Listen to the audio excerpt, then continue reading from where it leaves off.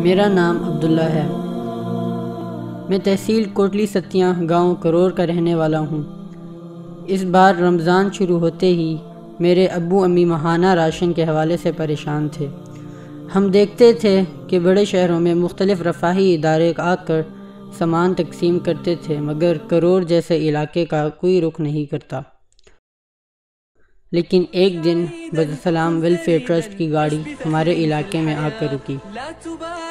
مجھے ان کے بارے میں پتہ چلا۔ یہ لوگ غریبوں میں مفت راشن تقسیم کر رہے تھے۔